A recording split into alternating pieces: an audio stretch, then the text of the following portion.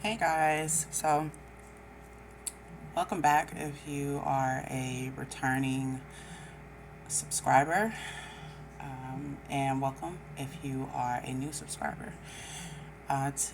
Tonight's reading will be about a spiritual download that I got, I want to say about 2 days ago at this point. It's taken me a while to not only find the right time to do this reading, but um, really emotionally be ready to do this reading. I know that doesn't make any sense, but this reading is really heavy with emotional trauma. It's very heavy in terms of um, like abuse. So I had to find the right time and when I felt like my energy was okay to do this. Um, with that being said, this download that I received was about initially a female energy. We can say a feminine energy. And it was about her being sexually abused. Um, Now, before I begin this reading, I do want to kind of put out, if you are not a person that can stomach certain details in reference to um, sexual abuse against minor children, if this may be a trigger for you. Um, there may be a few details in this reading that may be uncomfortable. Um, because again, my reading will be based on her energy, what happened. I will try to shy away from certain sexual activities that went on. I'll try to keep it as clean as possible, but again, if that topic in general just kind of bothers you, or if you feel like this may be a reading that you just don't want to hear, I do suggest that you wait for me to upload other readings. There will be plenty to come after this, but I felt like this was very important for me to do. I don't know who this female is, but I feel like it's time for her to hear this message.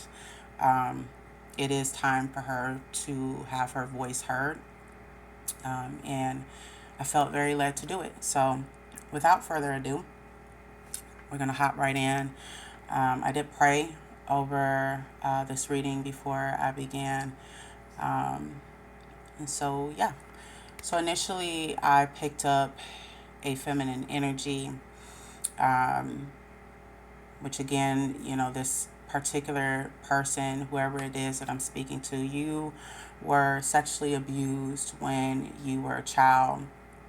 And it went on for years. When I tried to pick up time frame, what I got was, the first incident happened when you were, I want to say maybe between the ages of 3 or 7. Um, you were still a kid. You were still young. You could have been a toddler when the first um, act of the abuse took place. The secondary thing that I picked up was that these individuals that assaulted you and took advantage of you, these were individuals that you knew.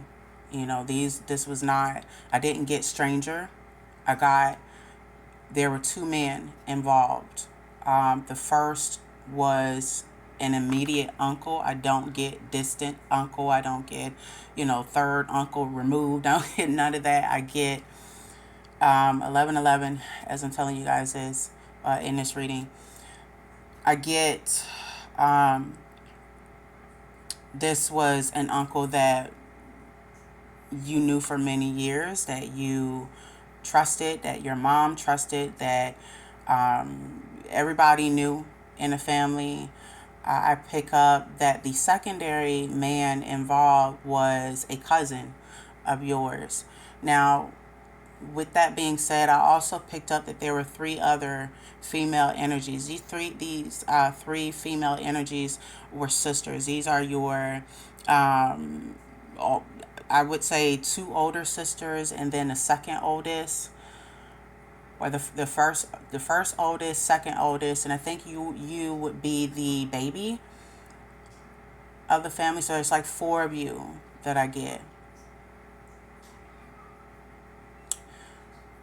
What I get the most in this situation is that while your other three sisters were obviously victims as well of, you know, this sexual abuse and this incest that was going on, um, there were many times that your uncle would go out his way to try to find you. He was very obsessed with you. I also pick up that when he was younger too, because I was really trying to gather as much information as I possibly could about this situation. When he was younger too, he got molested as well.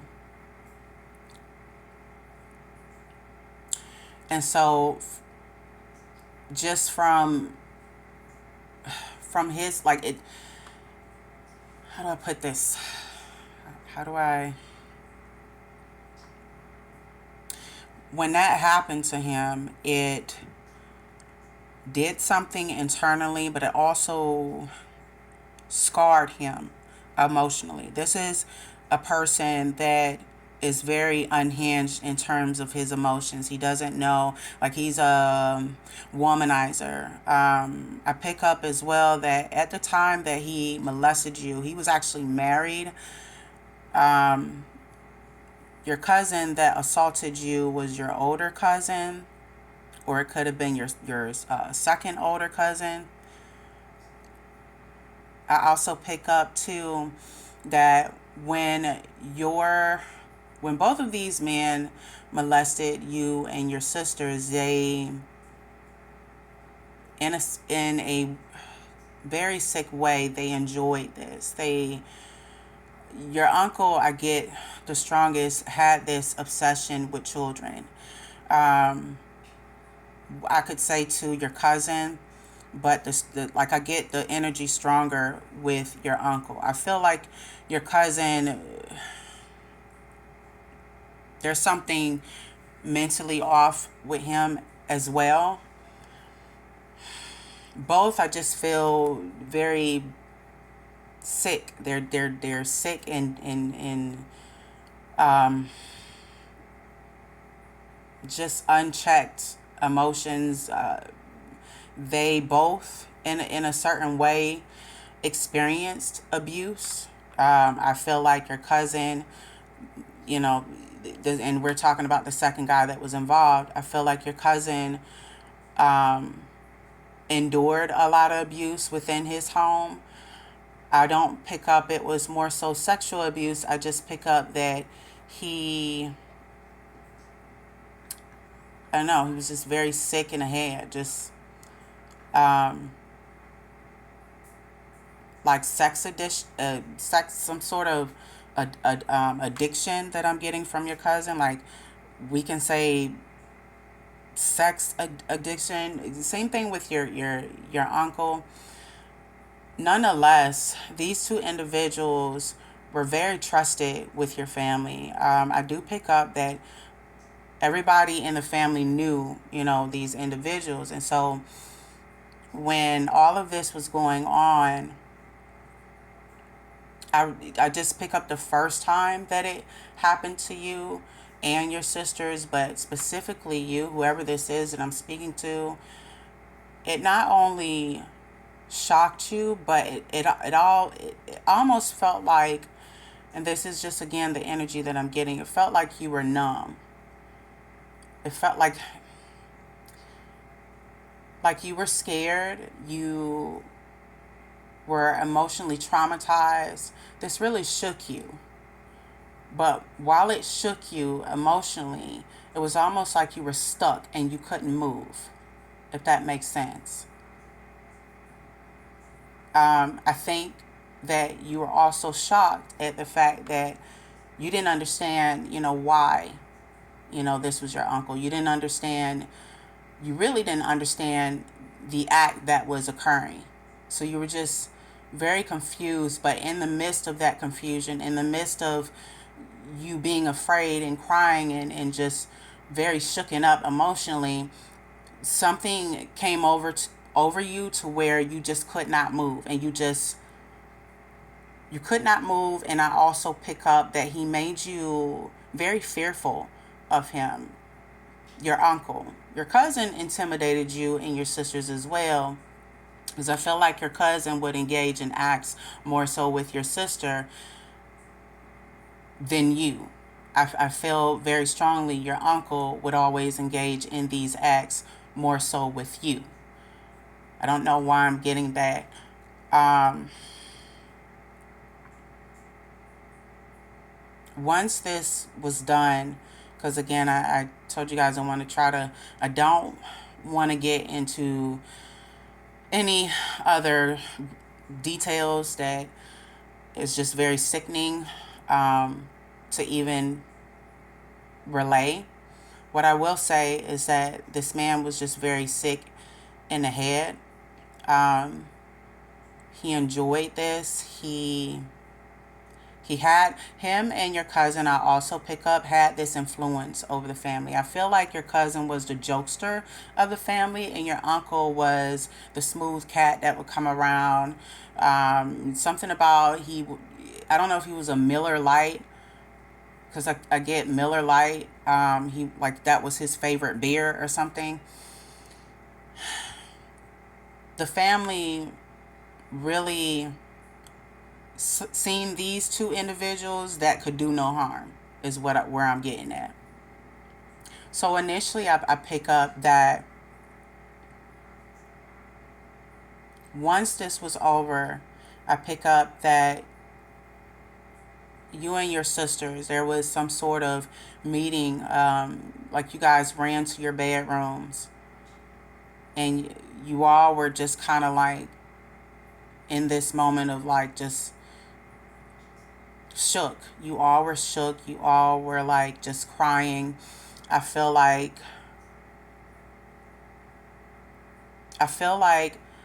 too, the first time that this happened, there was some sort of family reunion as well that I picked up, um, where the first incident occurred, and then from there it just kept happening. I pick up also that these two individuals, especially your uncle, that he would wait until he knew, your mom was not home. I pick up very heavy that your dad was not around, and if he was around, it was temporarily. But he wasn't around when this was going on. I pick up that your mom and your other uncles and your aunts, um, cousins, everybody. Like I pick up like they were more so around you as a kid. I feel like there was a moment too where you tried to come to your mother. Even your sisters tried to warn your mother what was going on. And I feel like the first time when you tried to tell her this, you didn't tell her this at the family reunion. I pick up that it took you a moment to get up enough courage, because you were really just, this man really intimidated you and backed you into a corner. And keep in mind, you were a kid, like you were a little girl, so you really didn't understand. You didn't understand what was going on. You didn't understand how to go about this. And all you knew is that whenever he would come around, I get this sense of you feeling like you were choked up, like you couldn't speak, like he silenced you, but in a like using a fear tactic. This man really scared you. Like he really scared you enough, more so that it just took you a minute before you get up enough courage to tell her. But I do pick up that once you finally told her, I would say I would say I want to say you were age 5 or age 6. You were 5 or 6 is what I'm getting. And when you did go to her and you told her, you were very nervous. Um, I feel like your mother, once you did tell her, she shut down any, she shut down any, she just shut down the idea that he could do something like this. She immediately shut you down, is what I'm getting. I don't feel like she gave you even enough time, you know what I mean, like to explain in the conversation. Like it just, I get that when you initially went to her and the minute that you said something about him hurting you, like you used certain terms, and once she figured out what you were talking about, she immediately just shut you down and told you to go to your room. I also picked up that she whooped you for this. She felt like you was insinuating rumors. She just felt like bringing something like this to her was just absolutely bizarre. So she shut you down before you could even finish to explain to her what was going on. And I remember, and I feel like, I feel like once you, I feel like once, you felt like you can talk to her about this, you felt trapped, is what I'm getting. You felt trapped. You felt like you didn't have a voice. You felt like, what was the point of telling her? I even pick up that you and your sisters, as a matter of fact, tried so many attempts to, like, once you guys seen that she wouldn't listen, you tried to warn other people in the family. You tried to, you know, if anyone could hear or take the time to listen, you tried to go to them and tell them what was going on. And everybody, the entire family, including her, just shut you all down without even taking a second look or without even looking into the situation, um, or going to the police, or having you guys checked out for any type of sexual abuse. Like I just feel like because your mother trusted this man so much, she trusted her brother so much, in her eyes and the rest of the family's eyes, honestly, he could do no wrong, is what I'm getting from her. So this made you, as a child, even as an adult, it made you feel like you didn't have a voice. I feel like this, by this happening, and by the time you got into teenagehood and adulthood, I pick up that you've never been with a man. Like you don't, when it comes to relationships, this I feel like this burden, this trauma that you experience, it traumatized you so much so that you could not bring yourself, even to this day, to be with an actual man. You've never been with men. I feel like any partners that you've got involved with, they have been women. I feel like the reason why, and again, before I make the statement, I am all for, love is love, right? I'm all for people loving who they want to love, no matter the gender.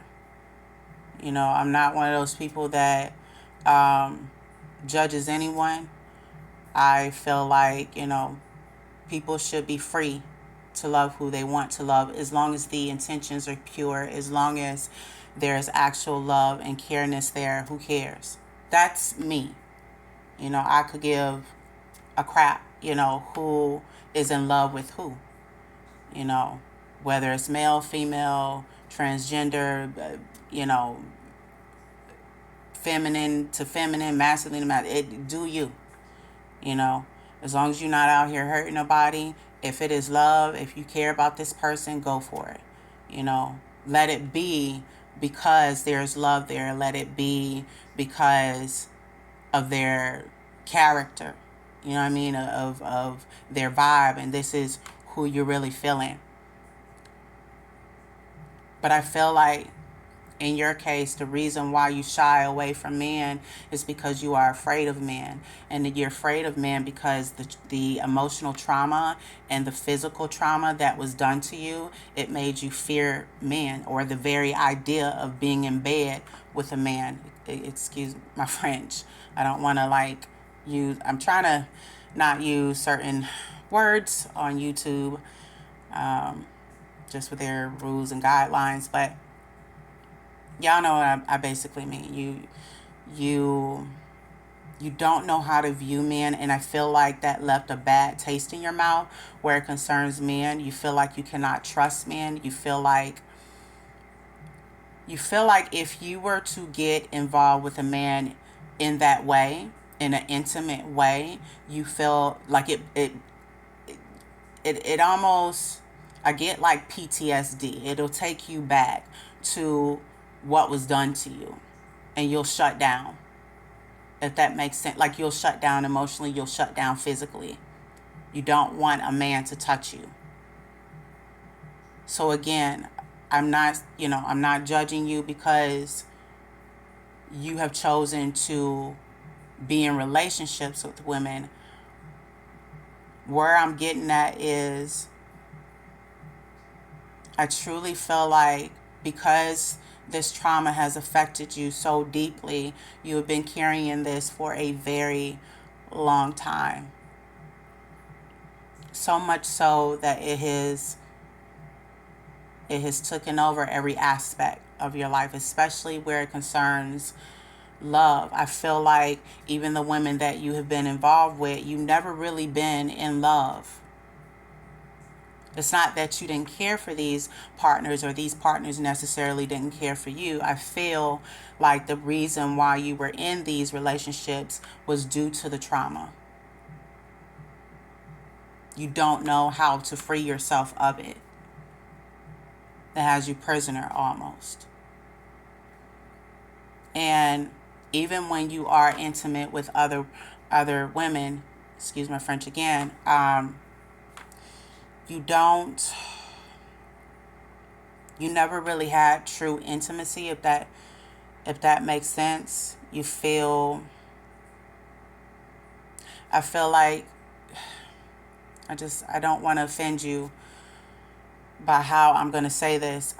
I almost get the energy that when you have chosen to, the fact that you have chosen to be with women, I feel like it's an emotional band-aid, because facing the trauma that you've been carrying is too heavy. It's really, really heavy, is what I get from you. It's so heavy.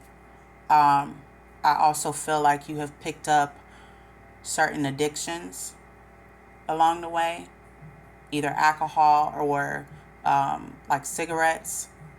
I feel like Newports or Marlboro, or I don't know how I'm pronouncing that.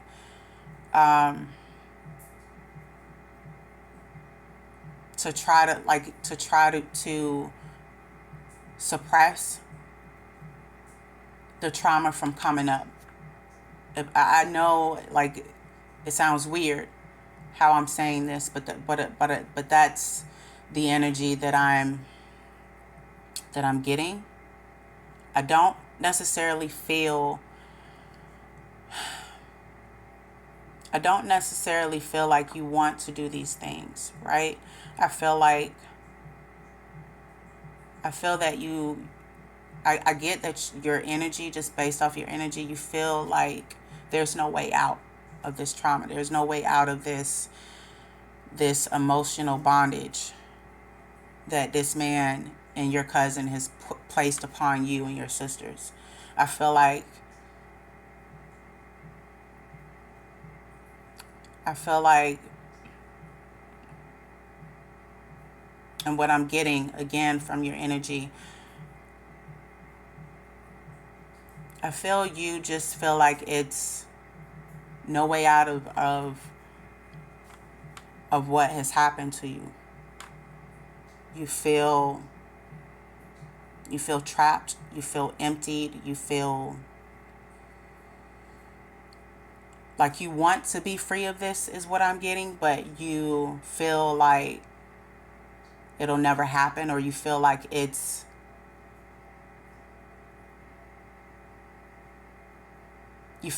impossible. But at the same time, you want to be free of this, because the other part of you, I strongly feel like you're tired of being burdened by this.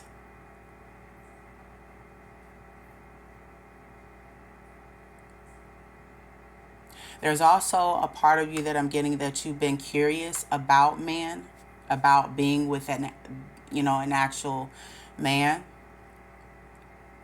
But anytime your emotions turn to that, your PTSD or the trauma kicks in, and you immediately, it's like you immediately go back to that first time where you were assaulted, like in your emotional state. There's constant conflict too that I'm getting from you. You just feel like there's no way out. I feel like to this day you don't speak to your mom, you don't speak to your family in general.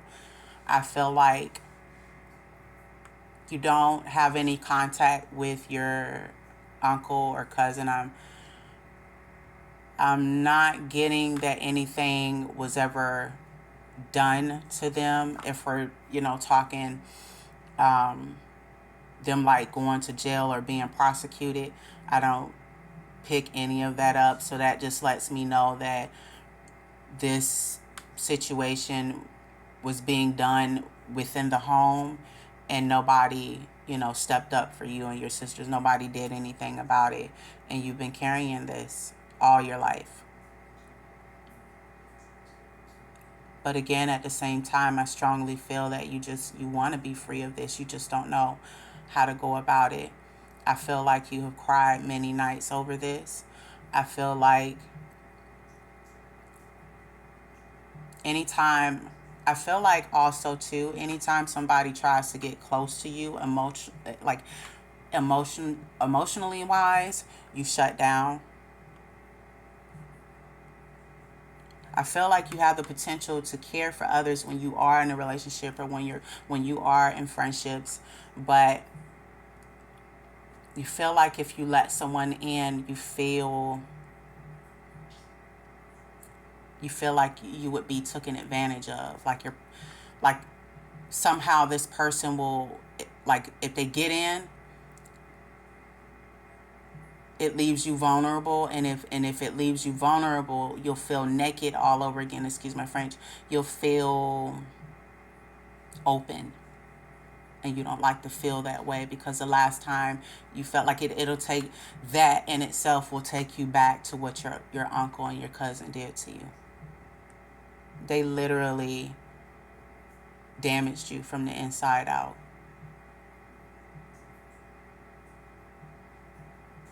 I'm also getting that when you, and this is why I'm probably going to label this reading what stays in this house, what goes on in this house, sorry, stays in this house. Again, when you went to your mom and tried to talk to her about it, that was the first person I get to that you immediately went to. Even though it took you a minute to go to her, I feel like when you eventually did go to her, she shut you down.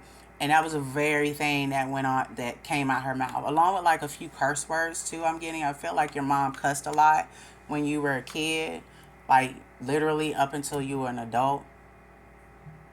I also feel like too that she kicked you out when you were 16 or 17. I don't know why I'm getting that.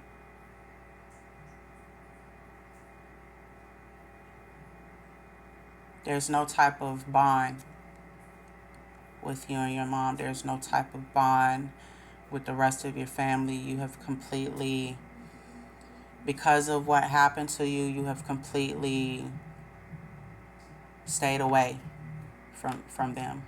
Um, but you've been carrying this for a long time, very long time.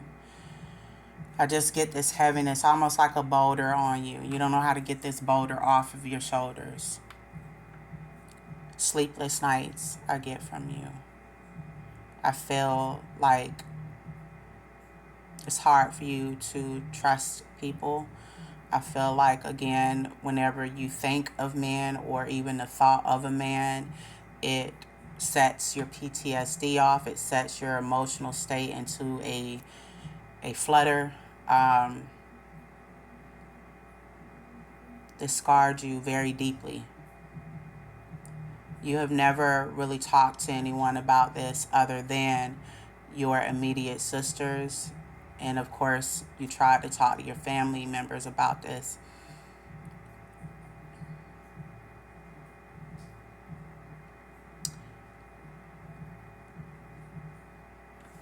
I feel like, too,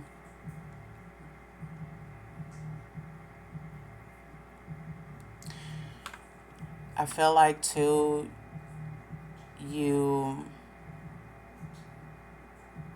you just, you see no way out. So sometimes you drown yourself in alcohol or you drown yourself in cigarettes, or both, is what I'm getting as well. Just, I get like addiction, or it could turn into addiction if you don't stop. Um, I'm not a therapist, right? And so I know that this is a general reading. And again, if this, even though I picked up initially a female, like a feminine energy, um, I feel like these types of things happen within the home all the time. It's just not a topic that's talked about, because I feel like the minute that something like this is brought up, people try to shy away from it. People try to, like, oh, that's not going on, or, especially when it's children involved, parents tend to, and I'm not saying all parents do this, but some parents out there tend to, shut the child down, you know, and that leaves that child feeling like they are voiceless, and that's what you've been feeling this entire time. So if this relates to anyone, but I'm specifically talking to this feminine energy that I picked up initially, I am talking directly to you. If this fits your situation, and only you know, I can't tell you who to love, right? I can't tell you what choices to make. What I can say is that when we carry around pain and trauma and things that have happened to us, right? And we don't deal with those things, and we try to suppress those things through different substances and, um, clubbing and alcohol, etc., or relationships. That becomes us using those things as an emotional band-aid. And the thing about suppressing emotions is that they will come up, they will rise to the surface, and they will either rise in the surface in your relationships, they will rise to the surface when that liquor wear off. Eventually they will come to light, they will come to the surface until you face them, until you deal with them. And I know that this is easier said than done. Again, I don't know who this is and I'm speaking to. I know that this is not easy to do. Trust me, you are talking to someone that is going through my healing process myself. And when I initially started my process, it it was not a walk in the park. I'm gonna tell you, like, it has not been a walk in the park. But when you can face yourself and face your pain and identify with what has happened, and you understand that you don't feel like carrying that burden around. Like when it gets too heavy and you don't want to carry it no more, and you understand that you have to release it, that's the first step. That's the first step. Like when you can't take it anymore, you say to yourself, you know what, I can't do this no more. It's too heavy. I want to be free. The only way to be free is to literally free yourself from that pain, just from an energetic standpoint. And I find the way that it has helped me do that is through meditation, is through crying, is through journaling. But the biggest thing that has helped me is when I literally had to face myself. I couldn't run away from myself. I couldn't run away from my pain or trauma. You know what I mean? Like I had to face me. And I'm going to tell you something. Doing that, that's hard. That's like taking a mirror and looking at yourself. And you can't look at nobody else but yourself. And you see the reflection staring back at you. And if there's anything in that reflection that you don't like, or if there's anything, I'll put it this way, if there's any emotional baggage that you know you've been carrying, that you're getting tired of carrying, that it keeps you up at night, that you're crying like profusely all the time, like it's time to let it go. And the only way that you can let it go, and when I say let it go, let's be very clear. I'm not saying that you can't, that you have to forget. Because from a realistic standpoint, I don't care how much healing you do, you're not going to forget the pain and the trauma. It's not going to go anywhere. That is a memory that is embedded in you forever. The key is to not only identify with what has happened to you, but to make peace with it. And the only way that you can make peace with it is to face it, understand it, not judge yourself for it, forgive yourself for it, for whatever you feel like you didn't do enough of, or even, unfortunately, forgive those that you know for a fact hurt you. And trust me, as I say this, I know you're thinking to yourself, like, how in the hell am I going to do that? This person did this to me. I get it. But the reason why I say that you'll have to do that is because every time you think of that pain and that trauma and the abuse that was done to you, that person will surface with it. Therefore, that person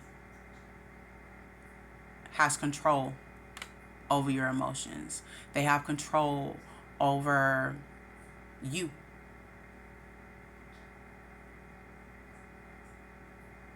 So, to me, if a person has control over your emotional state, and they have control over whether you get sleep at night,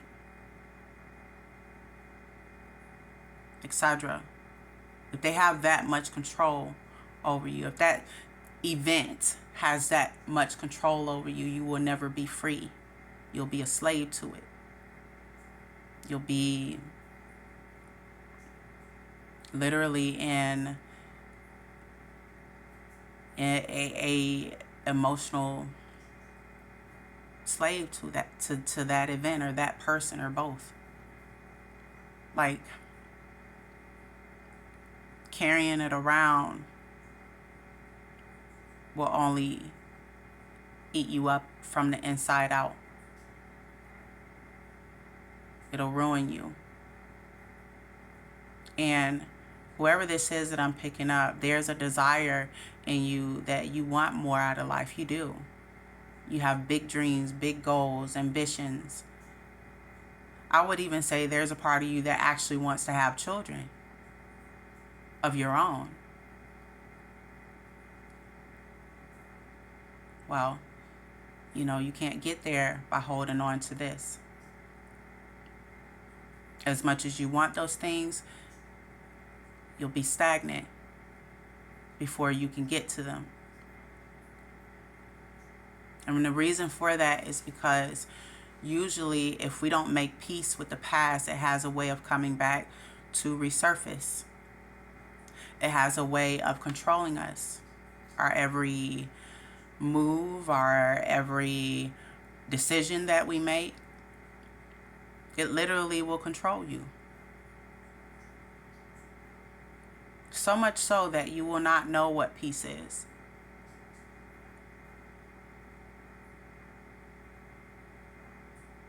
And so I think the question that, you would have to ask yourself, and this is the same question that I asked myself, before I started my healing journey. I asked myself, do I want to be a slave to someone else? Do I want them to have that much power over me to where I can't sleep at night, to where I can't function, to where I'm intimidated by this person?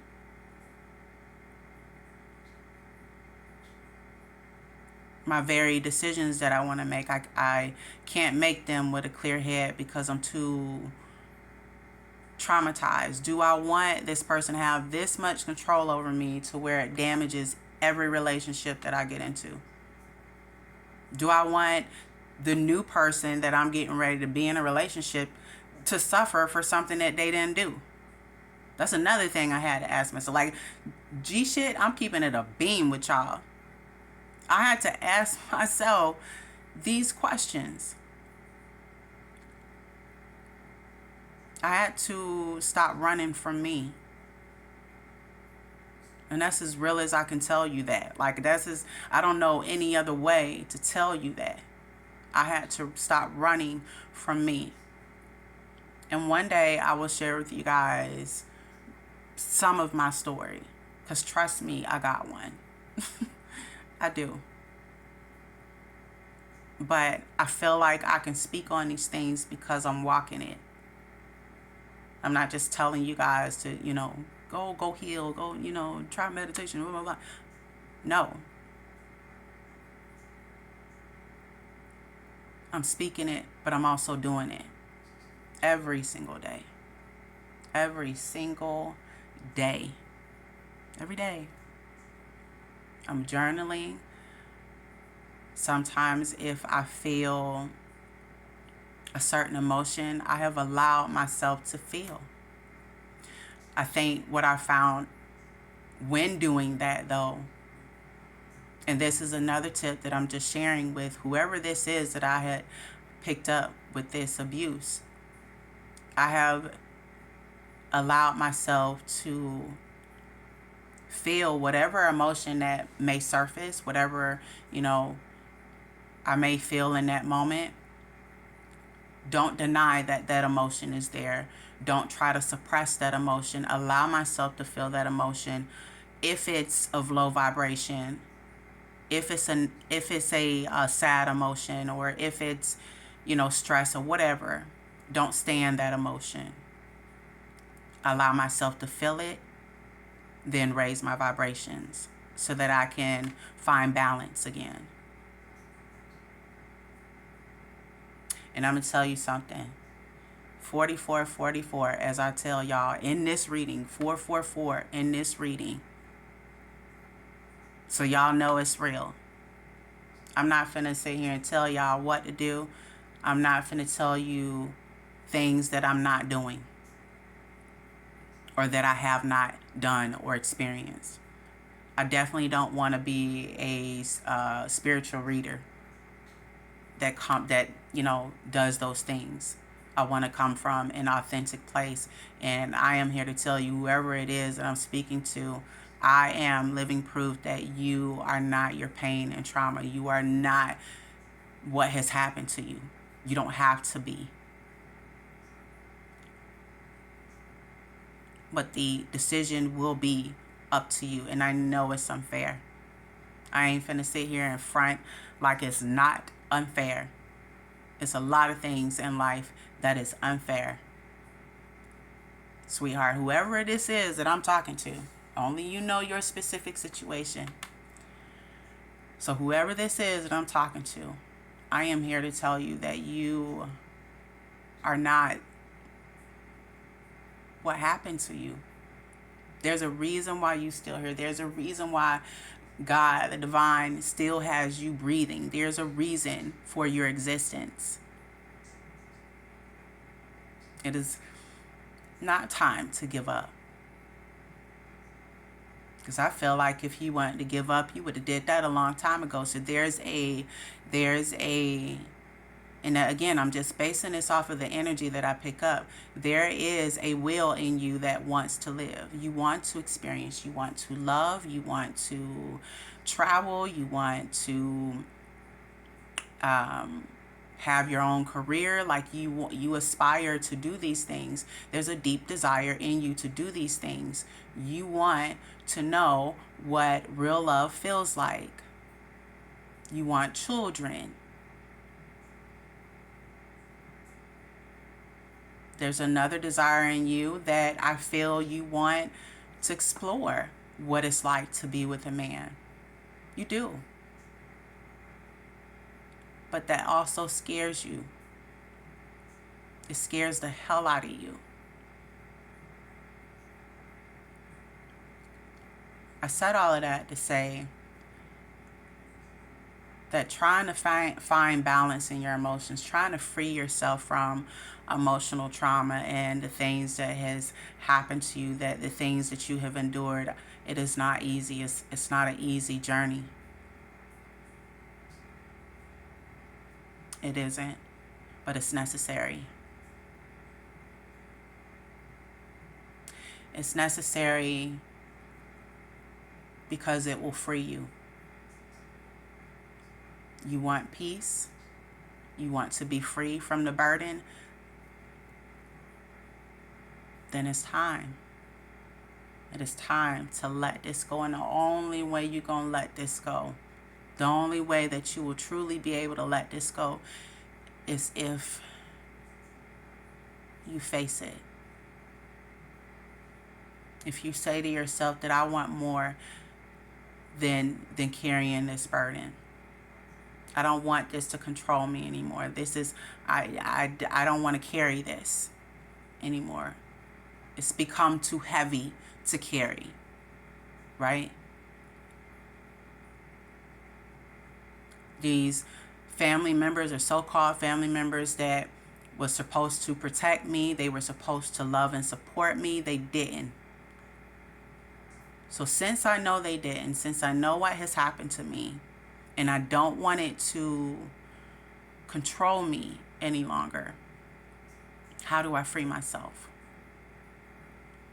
Because that's another thing that I pick up. Whoever this is that I'm tapping into, I pick up that you do want to be free of this. You're tired of not knowing peace, not being able to experience what that's like. There's even a big part of you that wants to let the alcohol go. You want to let the cigarettes go. You want to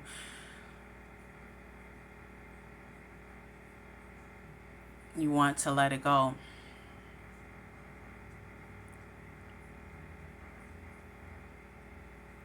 And I'm telling you that I am living proof that you can. I'm living proof that